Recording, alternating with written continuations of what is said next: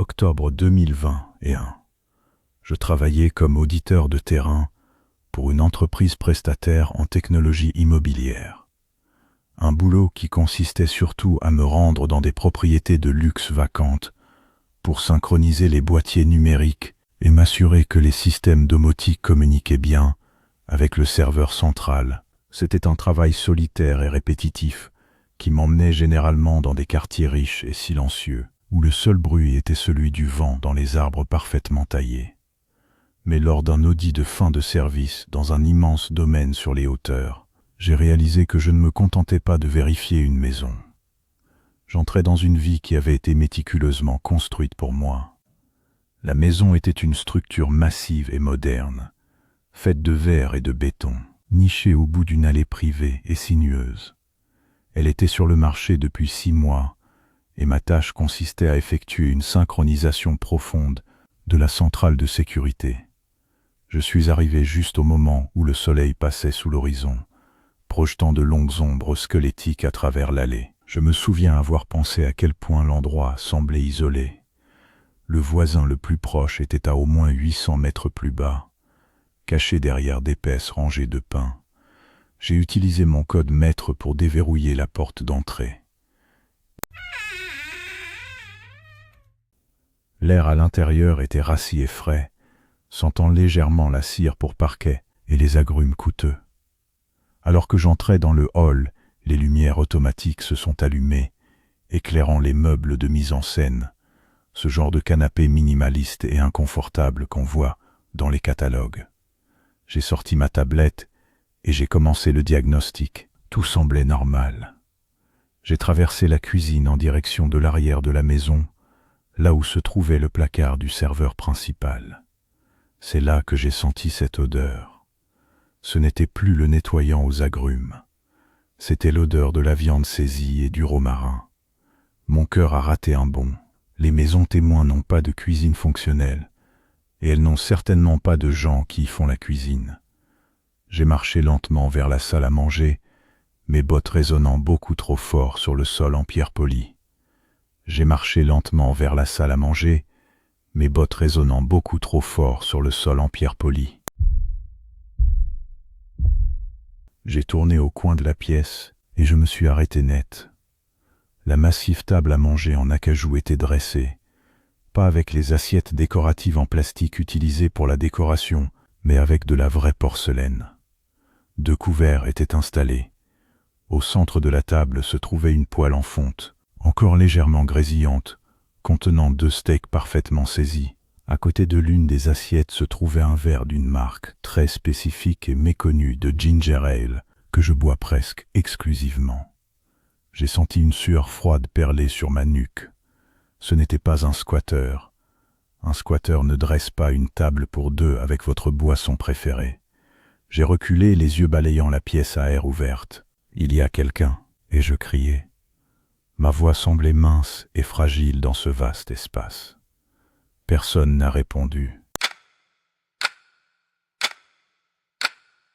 J'ai décidé sur le champ de partir. Je me fichais de l'audit, je me fichais du boulot. Je me suis retourné pour retourner vers le hall, mais en passant devant l'îlot de cuisine, j'ai vu quelque chose qui m'a fait physiquement trébucher. Posé sur le comptoir, il y avait un portefeuille en cuir. Je connaissais ce portefeuille. Je l'avais perdu il y a 3 jours dans une station-service à 60 km de là. J'ai tendu la main, tremblant, et je l'ai ouvert. Mon permis de conduire me fixait. Mais ce n'était pas seulement mon portefeuille. Juste à côté, il y avait un trousseau de clés, mes clés de maison de rechange que je gardais dans ma boîte à gants. J'ai réalisé alors que quelqu'un n'avait pas seulement trouvé mes affaires. On me les avait volées, et on les avait apportées ici.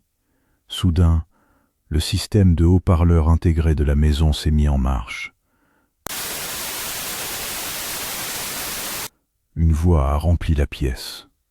Ce n'était pas une voix en direct, c'était un enregistrement.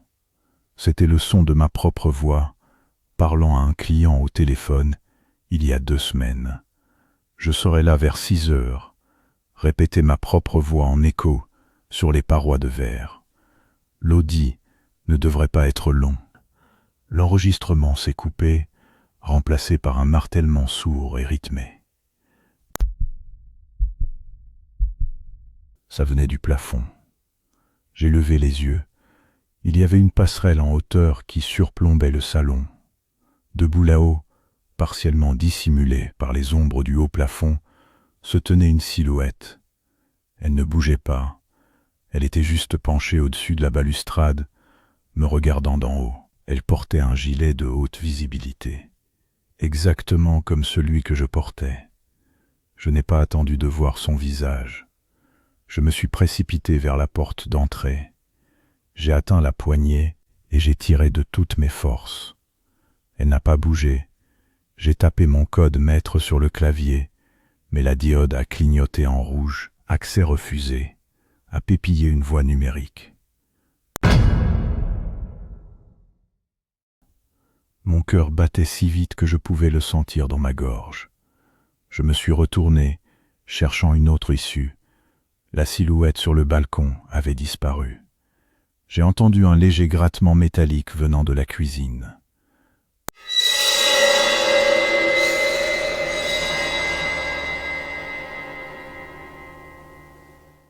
Elle descendait.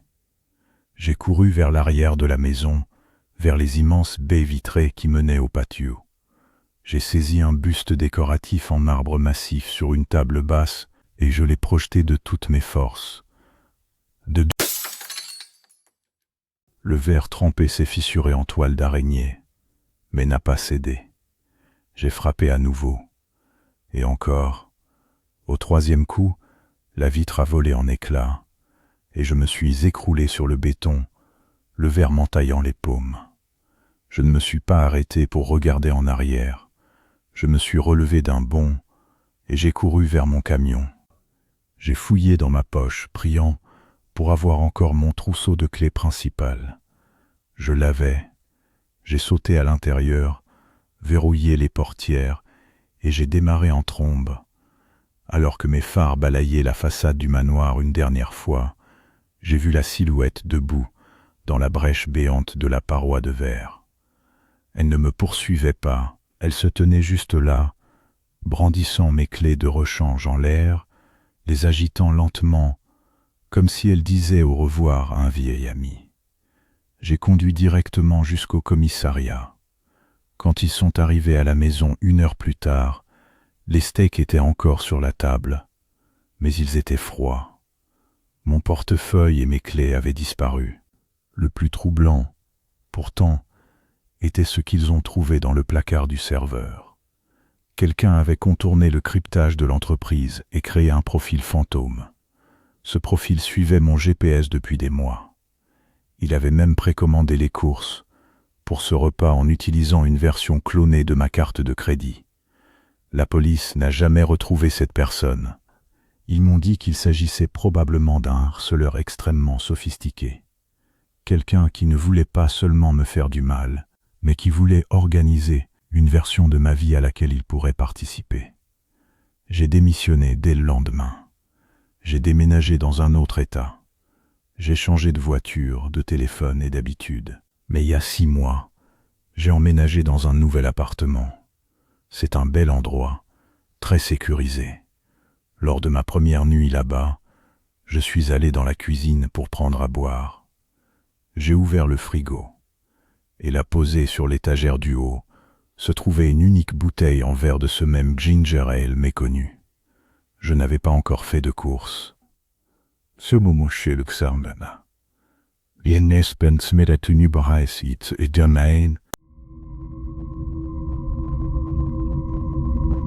Je ne pense plus qu'ils veuillent me remplacer. Je pense qu'ils attendent juste que je finisse par rentrer à la maison. Et c'est ainsi que l'histoire se termine. On se retrouve au prochain épisode. N'oubliez pas de vous abonner.